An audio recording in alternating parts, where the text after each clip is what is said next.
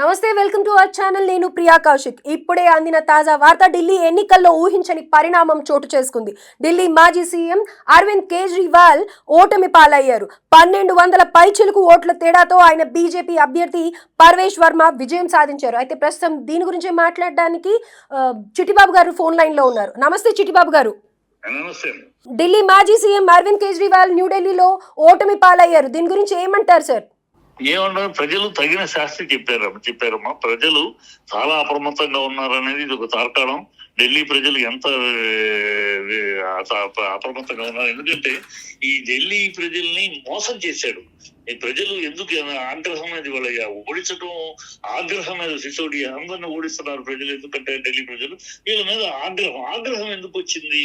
ఆ మామూలు అసంతృప్తి ఉంటుంది కానీ ఆగ్రహం అనేది ఎందుకు వచ్చింది? ఆగ్రహం ఈ కేజ్రీవాల్ అనేవాడు రాజకీయాల్లోకి అడుగు పెట్టింది ఒక వినూత్నమైన రాజకీయం చేస్తాను, ఒక అవినీతి రహిత రాజ్యం ఇస్తాను, ఒక పారదర్శకమైన పరిపాలన చేస్తాను, ఒక సామాన్య మనిషిగా ఉంటాను, నేను మామూలు మారుతి కారులో తిరుగుతాను, నాకు ఇవన్నీ ఉండదు, ఆర్భాటాలు ఉండవు, ఇలా చెప్పి జనాలను నమ్మించి మెప్పించి ప్రజలు ఏదో కొత్త రాజకీయం, కొత్త బ్లడ్, ఏదో కొత్త ధనం తీసుకొస్తాడు, దేశంలో ఈ అవినీతి లేకుండా రాజకీయం తీసుకొస్తాడని నమ్మారమ్మా. సార్, అయితే ఇక్కడ ఓట్ల మధ్య ఎక్కువ తేడా లేనట్టుగా కనిపిస్తోంది కదా సార్? లేదమ్మా, వీను నమ్మక ద్రోహం చేశాడు ఇతను. నమ్మక ద్రోహాన్ని ప్రజలు భరించలేకపోయారు. నేను నమ్మావు, ఏదో కొత్త రాజకీయం తీసుకొస్తావు, అది నువ్వు అన్ని 50 కోట్లతోటి సొంత ఇల్లు కట్టుకుంటావా శిష్మహలు? జనాలకేమో అక్కడ తాగడానికి నీళ్లు లేవు, మురికి నీళ్లు డ్రైనేజ్ వాటర్ నీళ్లలో కలిసిపోతున్నాయి, పొల్యూషన్, స్కూల్ పిల్లలు అన్ని స్కాండల్స్, ఆల్కహాల్ స్కాండల్, అన్ని స్కాండల్స్, ప్రజలు విసిగి వేసారిపోయి ఉన్నారు. నిన్ను నమ్మితే ఇంత గతంలో కన్నా దారుణమైన అవినీతి పరుడుగా ఉన్నావే, ఇంత దౌర్భాగ్యపోయిన అబద్ధాలు చెప్పి మోసం చేసే మమ్మల్ని ఆగ్రహం ఉన్నారు. ఈ ఆగ్రహం కనువిప్పమ్మా, ఇప్పుడు రాజకీయ నాయకులు కనువిప్పు. అయితే దీని వల్ల ఇంపాక్ట్ ఎలా ఉండబోతుంది అంటారు సార్? దీని వల్ల ఇంపాక్ట్ మన తెలుగు రాష్ట్రాలకి కళ్ళు తెరవాలి. తెలుగు రాష్ట్ర ప్రభుత్వాలు రెండు కూడా ఈ కేజ్రీవాల్ ఎలా అయితే అబద్ధాలు చెప్పి అధికారంలోకి వచ్చి ప్రజల్ని ఆ చెప్పిన వాగ్దానాలు నెరవేర్చకుండా మోసం చేశాడు, ఆ మోసానికి ప్రజలు ఇవాళ ఎలా చంపపెట్టులాగా సమాధానం చెప్తున్నారు, ఇదే పరిస్థితి మన తెలుగు రాష్ట్రాలు వస్తుంది. ఇక్కడ తెలుగు రాష్ట్రాల్లో కూడా రెండు ప్రభుత్వాలు కూడా అబద్ధాలతోటి అధికారంలోకి వచ్చారు. అబద్ధాలు చెప్పి ప్రజలు నమ్మించి భ్రమలోకి తీసుకెళ్లి వచ్చారు. 6 సూపర్ 6 అది చంద్రబాబు, నేనున్నానని పవన్ కళ్యాణ్, 32,000 అమ్మాయిలు మిస్ అయిపోయారు, వ్యభిచార గృహాలుగా అమ్మేశారని సిగ్గు లేకుండా అబద్ధాలు ఆడి ఎవడో ఆఫీసర్ చెప్పాడని, అది పార్లమెంట్ లో పచ్చి అబద్ధం అని తేలినా కూడా క్షమాపణ చెప్పకుండా వీళ్ళకు అన్ని అబద్ధాలు, సూపర్ 6 అబద్ధాలు. ఈ ప్రజలందరూ ఆగ్రహంతో ఉన్నారు. అలాగే అక్కడ రేవంత్ రెడ్డి ఏ హామీ నెరవేర్చకుండా సగమత మేరకు 47,000 కోట్లు రుణమాఫీ అంటే 12,000 కోట్లు చేసేసామని అబద్ధాలు, డ్రామాలు, అబద్ధాలు, మూటలు సర్దుకుంటాం, ఆ మూటలు అధిష్టానానికి పంపించడం, ఒక్కొక్క ఎన్నికలకి మూటలు పంపించడం, ఇక్కడ మూటలు సర్దుకుంటే ప్రజాపాలన లేదు, ప్రజల్ని ఎద్దేవా చేయటం, ప్రజల్ని భయభ్రాంతులు చేయటం, అలాగే తెలంగాణ బ్రాండ్ ఇమేజ్ నాశనం చేశాడు. ప్రజలు ఆగ్రహంలో ఉన్నారు. వీళ్ళ అబద్ధాలు, వీళ్ళ పరిపాలన కాదు, ప్రజాపాలన కాదు, వీళ్ళన్ని అబద్ధాలు ఆడటము, డ్రామాలు చేయటం, మళ్ళీ మోసగిస్తున్నారు అనే ఆగ్రహం ఢిల్లీ ప్రజలు ఎలా ఆగ్రహంతో ఓడించారు. రేపు ఇక్కడ ఎన్నికలు ఉంటే, ఇప్పుడు కనుక ఎన్నికలు లేవు కనుక ఎన్నికలు కనుక వస్తే వీళ్ళిద్దరిని తరిమేస్తారు. రాహుల్ గాంధీ భవిష్యత్తు ఏముండబోతోంది సార్? అయితే ఏముందమ్మా, ఇప్పుడు ఏముందని భవిష్యత్తు? రేపు మొత్తానికి అయిపోయింది. కాంగ్రెస్ అనేది మట్టిలో కలిసిపోయి బురదలో కూరుకుపోతున్న ఒక పడవది అయిపోయింది. ఏదో అయితే ఇంకా కాంగ్రెస్ పార్టీ తన ఉనికిని కోల్పోయిందంటారా? రాష్ట్ర వ్యాప్తంగా కూడా అంతే అంటారా? దేశ వ్యాప్తంగా కూడా అంతే అంటారా? దేశవ్యాప్తంగా కూడా అంతే. దేశవ్యాప్తంగా అన్ని స్టేట్లు చూపిస్తున్నాయి కదా, 0-0-0-0. ఎక్కడికి వెళ్ళినా ఇటు కర్ణాటక సైడ్ ఎలా ఉంది సార్? కర్ణాటక కొట్టుకు వస్తున్నారు కదా. ఇప్పుడు నువ్వు సీఎం, నేను సీఎం, సిద్ధరామయ్యకి శివకుమార్కి మధ్య జరుగుతుంది. ఎవరిని ఎప్పుడు దించాలి, ఎవడు ఎక్కాలని పోటాపోటీలు గొడవలు జరుగుతున్నాయి. వాళ్ళే హామీలు ఇచ్చా నెరవేర్చలేకపోతున్నామని వాళ్ళే మాట్లాడుతున్నారు, వాళ్ళ మినిస్టర్లే. సో ఇక్కడ తెలంగాణలో సరే ఇది 60 సీట్లు గెలిస్తే 54 సీట్లు ఓడిపోయింది కాంగ్రెస్. ఏదో లెక్కల్లో పర్మిటేషన్ కాంగ్రెస్ దౌకులు అధికారంలో వచ్చింది. ఈ రెండు అనూహ్యంగా అనుకునే పరిస్థితులు వచ్చింది. అంటే ప్రజలు కావాలనుకున్నాయి కాదు, అపోజిషన్ తప్పుడు లెక్కల్లో వీళ్ళు వచ్చారంతే. వీళ్ళని కావాలని ప్రజలు ఎప్పుడు కోరుకోలే ఈ రెండు రాష్ట్రాల్లో. కాకపోతే రూలింగ్ వాళ్ళ అధికారంలో ఉన్న పార్టీలు వేసిన తప్పుడు లెక్కల్లో వాళ్ళు అప్రమత్తంగా లేకపోవడంతో తప్పని చిట్టెలుకలు దూసుకొచ్చారు అంతే, తప్పితే ఇంకోటి కాదు. కాంగ్రెస్ అనేది ప్రజలు మర్చిపోతున్నారు. ఎందుకంటే కాంగ్రెస్ ఈ దేశద్రోహ మాటలు మాట్లాడుతుంది. ఈ కాంగ్రెస్ నాయకుడు రాహుల్ గాంధీ విదేశాలకు వెళ్లి దేశాన్ని కించపరిచి మాట్లాడతాడు. 80% ఉన్న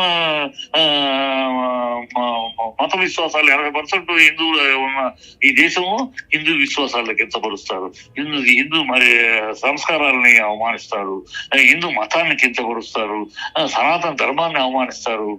ఎన్నికలు వచ్చినప్పుడు శివ పూజ అంటారు, జెండాలు వేసుకుంటారు. మరి ఎన్నికల్లో ఉన్నప్పుడు ఎంతసేపు హిందూ ఆచారాలని, హిందూ ధర్మాన్ని, హిందూ సంస్కృతి సభ ఈ దేశ సంస్కృతిని, ఈ దేశ సంస్కారాలని అన్నింటినీ అవమానపరిచి కించపరిచి ఎంతసేపు పాకిస్తాన్కి ద్రోహం, మన దేశానికి ద్రోహం పాకిస్తాన్కి వంత పడటం, చైనాకి సంకనాకటం తప్పితే ఈ కాంగ్రెస్ ఈ దేశానికి దేశ ద్రోహము పార్టీగా దేశ ద్రోహం మాటలు మాట్లాడి దేశానికి ఏమాత్రం పనికిరాని, ఈ దేశంలో వాళ్ళ ఉనికి కూడా ఉండకూడదు. ఎందుకంటే ఈ దేశాన్ని ప్రేమించే వాళ్ళు దేశానికి పరిపాలించాలి, కానీ ఈ దేశాన్ని ద్వేషిస్తూ ఈ దేశాన్ని దేశ శత్రువులు ఈ దేశాన్ని రైట్ సార్. అయితే గతంలో ఎప్పుడైతే పార్టీ పెట్టారో ఆవిర్భవించినప్పుడు 62 స్థానాల్లో గెలిచిన కేజ్రీవాల్ ఇప్పుడు తన ఓటమికి ముఖ్య కారణం లిక్కర్ స్కామ్ అని చెప్పుకోవచ్చు అంటారా? లిక్కర్ స్కామే కదమ్మా, ఒక లిక్కర్ స్కామే కాదమ్మా, లిక్కర్ స్కామే కాదు, అనేక స్కాములు ఉన్నాయి. లిక్కర్ స్కామ్ ఒకటే కాదు, అతను ఇప్పుడు కొత్త ప్రామిసులు పంజాబ్ లో ఇచ్చాడు, ప్రామిస్ ఒకటి నెరవేర్చలేదు. ఇప్పుడు ఇక్కడ 2100 ఇస్తారు అమ్మాయిలు కానీ నమ్మలా ప్రజలు. ఈ అబద్ధపు వాగ్దానాలు, శుష్క వాగ్దానాలు, నరలు లేని నాలికనక ఇష్టం వచ్చినట్టు వాగ్దానాలు చేయటం, అది నెరవేర్చకపోవటం ప్రజలు ఆగ్రహానికి గురి. అయితే బీజేపీ అభ్యర్థి ఇప్పుడు తర్విందర్ సింగ్ గెలిచారు, వారి గురించి ఏం చెప్తారు? ఏమమ్మా గెలిచాడు, సంతోషం కదా. బీజేపీ ఇప్పుడు ఎవరు గెలిచారనే కాదు, బీజేపీని నేను మెయిన్ గా అనలైజ్ చేస్తుంది. బీజేపీని గెలిపించుకోవాలని కోరుకోవటం కన్నా ప్రజలు ఈ కేజ్రీవాల్ అనే దుష్ట శక్తిని తరిమేయాలని కంకణ కట్టుకు తరిమేశారు. అదే కనపడుతుంది ఆగ్రహం. అయితే దీనికి సంబంధించి మైనారిటీస్ లో ఉన్న అధికంగా ఉన్న చోట్ల కూడా కేజ్రీవాల్ ఓడించారు. అది లెక్క. అంటే దాన్ని బట్టి ప్రజలు కంప్లీట్ ఆగ్రహంలో ఉన్నారు. బీజేపీని గెలిపించడం అనే పాయింట్ కన్నా కూడా కాంగ్రెస్ ని, కేజ్రీవాల్ ని దరిదాపులకు రానికూడదు. వీళ్ళు దుర్మార్గులు, ఈ దేశ ద్రోహులు, ఈ దేశానికి పట్టిన అరిష్టం ఈ పార్టీలు, ఈ నాయకులు, ఈ అపోజిషన్ వీళ్ళు మళ్ళీ అధికారం ఇస్తే దేశాన్ని అమ్మేస్తారు కూడా వీళ్ళు అనే భయాందోళనకే ప్రజలు ఆ కోపం, ఆగ్రహంతో ఓడించారు. Right sir. అయితే దీనికి సంబంధించి కేటీఆర్ ఒక ట్వీట్ చేశారు, మీరు చూసారా సార్? రాహుల్ గాంధీ వల్లనే ఇది జరిగింది, బీజేపీ గెలిచింది అని చెప్పి అభినందిస్తున్నట్టుగా, ఐ మీన్ కొంచెం సర్కాస్టిక్ గా పెట్టినట్టుగా అనిపిస్తోంది. దానికి ఏమంటారు సార్? ఆయన క్యాల్కులేషన్ అంటే బీజేపీకి కేజ్రీవాల్ కి తేడా ఓన్లీ పర్సెంటేజ్ లో 46% బీజేపీ ఉంటే 42% కేజ్రీవాల్, వీళ్ళకి 6% వచ్చింది కాంగ్రెస్. అందుకని ఆయన లెక్క ఏంటంటే కాంగ్రెస్ విడిగా పోటీ చేయటం వల్ల బీజేపీ గెలవడానికి అవకాశం వచ్చింది. కాంగ్రెస్ కేజ్రీవాల్ కలిసి ఉంటే 42 + 6% 48% అయ్యేది, బీజేపీ 46%. ఆ 2% తేడాతో కేజ్రీవాల్ వచ్చేవాడు. సో కేజ్రీవాల్ రాకుండా అడ్డుకున్నది బీజేపీ గెలవడానికి సహాయపడింది రాహుల్ గాంధీ. ఆయన లెక్కలో, ఆయన ఒక రాజకీయ లెక్కలో చెప్పాడు. అది కారణం కాదు, ఆయన అన్నారు కానీ అది లెక్క కాదు. అసలు కాంగ్రెస్ ఊసులో లేదమ్మా, రాష్ట్రంలో అరటిపడ్డు. కాంగ్రెస్ ఒకళ్ళని గెలిపించగలిగే స్థాయిలో లేదు, ఒకళ్ళు ఓడించగలిగే స్థాయిలో లేదు, తాను గెలవగలిగిన అడ్రస్ లోనూ లేదు. అది నామరూపాలు లేని పార్టీ, దానికి ఏమీ లేవు, కన్ను ముక్కు చెవులు ఏమీ లేవు, అన్ని లొట్టపోయినాయి. అది ఏదో నామకే వస్తే ఆటలో అరటిపండులో ఉండే పార్టీ చెప్తే దానివల్ల ఏ ఇంపాక్ట్ లేదు. అది గెలిపించడం లేదు, ఓడించడం, దానికి ఏ ఇంపాక్ట్ లేని పార్టీ అది. కనుక అదేదో రాహుల్ గాంధీ వల్ల బీజేపీ గెలిపించింది అని అనటం ఆయన ఒక లెక్కలో అన్నారు, అదే ఒక సెటైర్ గా అన్నమాట అంతే. Right sir. అయితే మొత్తానికి అవినీతికి వ్యతిరేకంగా ఏర్పడిన పార్టీ అవినీతి ఆరోపణలు ఎదుర్కొంటూనే ఇది ప్రజలు జీర్ణించుకోలేకే ఈ ఆ పార్టీ ఓడిపోయింది అని అంటారు ఎట్టకేలకి మీరు. అంతే, 100% right sir, thank you sir. ఆ ఆగ్రహానికి గురయ్యారు, అబద్ధపు వాగ్దానాలని జీర్ణించుకోలేకపోయారు. అందుకనే అన్న, ఈ అబద్ధపు వాగ్దానాలు చేసే రాజకీయ నాయకులు చంద్రబాబు గాని, రేవంత్ రెడ్డి, కాంగ్రెస్ ప్రభుత్వం కానీ కళ్ళు తెరుచుకోవాలి. ప్రజలు ఎలాంటి గుణపాఠం చెప్తారు, ఏదో ఇల్లు అలంకరణ పండుగ కాదు, వాళ్ళు గెలిచాక రేపు చెంప చెల్లు అనిపించేటట్టు జవాబు చెప్తారు ప్రజలు అంత అమాయకంగా లేరు, ఎంతో అప్రమత్తంగా ఉన్నారు. నీ అబద్ధాలు మర్చిపోతారు అనుకుంటే, వాగ్దానం చేసే మళ్ళీ 5 ఏళ్ళ తర్వాత గుర్తుంటుందా, మళ్ళీ అప్పుడు కొత్త వాగ్దానాలు చేయొచ్చు అనుకుంటే కాదు, ప్రజలు బాగా గుర్తుపెట్టుకుని ఉంటారు.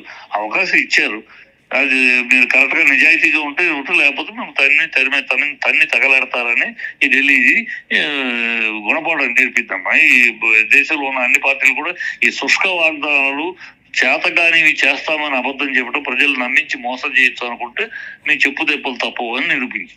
అయితే ఇందులో బీజేపీ గెలవడానికి కొన్ని కారణాలు కూడా, ఏవైతే వాళ్ళు సభలు ఏర్పాటు చేశారో, రోడ్ షోస్ చేశారో, ఇవన్నీ కూడా ఇది యాడ్ ఆన్ అయినందుకే వీళ్ళు గెలిచారు అని చెప్పగలుగుతారా, లేకపోతే ఏ అంశాలు ప్రధానంగా బీజేపీ గెలవడానికి గల కారణాలు అయ్యాయి అంటారు? BJP organizing, political management BJP బ్రహ్మాండంగా చేసింది.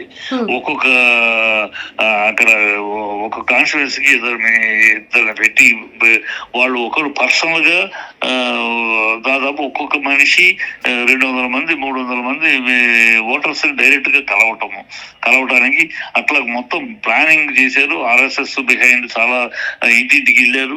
సో అందరిని కలవటం, ఓటర్లని పర్సంటేజ్ పెరగడం, ఓటర్లని అప్రమత్తం చేసి ఓటేయండి మీరు ఇంట్లో కూర్చుంటే కదా ఓటేయాలి అని ఎక్కడికక్కడ ఏ రాష్ట్రానికి సంబంధించిన వాళ్ళు ఉంటే ఆ రాష్ట్ర వాళ్ళ కేంద్రం నుంచి మనుషులు పంపించి నిరంతరం ఇంటింటికి చేసుకుని వాళ్ళ పోల్ మేనేజ్మెంట్ బీజేపీ బ్రహ్మాండంగా చేసుకుంటారు. ఎవరికి లేదు ఆ ఇది, వాళ్ళు పోల్ మేనేజ్మెంట్ బ్రహ్మాండంగా చేశారు. అదొక అడ్వాంటేజ్. ప్లస్ మోడీ అనేది ఎలాగో ఉంది, పైన మోడీ ట్యాగ్ వీళ్ళ మీద ఆగ్రహం అన్ని కలిసి వచ్చారు. వీళ్ళ మీద ఉన్న ఆగ్రహం, కేజ్రీవాల్ మీద ఉన్న కసి ఆగ్రహం, ద్రోహం చేశాడు, నమ్మించి మోసం చేశాడు, వీడు చాలా తడిగుడ్డుతో మెడకాయలు కూసే పద్ధతిలో రాజకీయం చేశారు. ఇలాంటి మళ్ళీ రాజకీయాల్లో అవకాశం ఇవ్వకూడదని అతను కూడా ఓడించారు. అందుకని పార్టీని ఓడించదు కదా, కసి కోపం ఉండబట్టి కేజ్రీవాల్ ను కూడా ఓడించారు. అది right sir, thank you sir.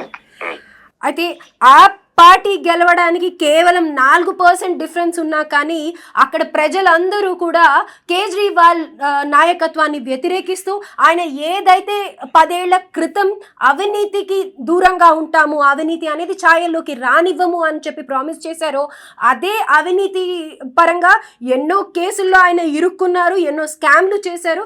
ఇవన్నీ భరించలేని ప్రజలు ఆయనకి ఈరోజు ఈ రిజల్ట్ చూపించారు. ఆయన ఓడిపోవడానికి గల ముఖ్య కారణాలు ఇవే అని చెప్పేసి చిట్టిబాబు గారు అంటూ ఉన్నారు. అలాగే బీజేపీ పార్టీ నుంచి మోడీ పేరే కానీ, లేకపోతే వాళ్ళు చేసిన రోడ్ షోస్ కానీ, ఇంటింటికి తిరిగి RSS వాళ్ళు కానీ, లేకపోతే బీజేపీ కానీ కొన్ని అంశాల మీద కేవలం స్ట్రెస్ చేసి కేజ్రీవాల్ మీద కోపంతో ఏదైతే ఉన్నారో ఆ ముఖ్యమైన పాయింట్స్ని పట్టుకొని అందరినీ ప్రతి ఇంటికి గడపకి వెళ్ళి ఈ అంశాలు ప్రసంగిస్తూ చెప్తూ అందరినీ అవేర్నెస్ తెచ్చినందుకు గాను బీజేపీ గెలిచింది అని చెప్పేసి చిట్టిబాబు గారు అంటూ ఉన్నారు. అయితే తదుపరి నెక్స్ట్ ఏముంటుందో చూడబోతూ ఉన్నాం. అప్డేట్స్ ఎప్పటికప్పుడు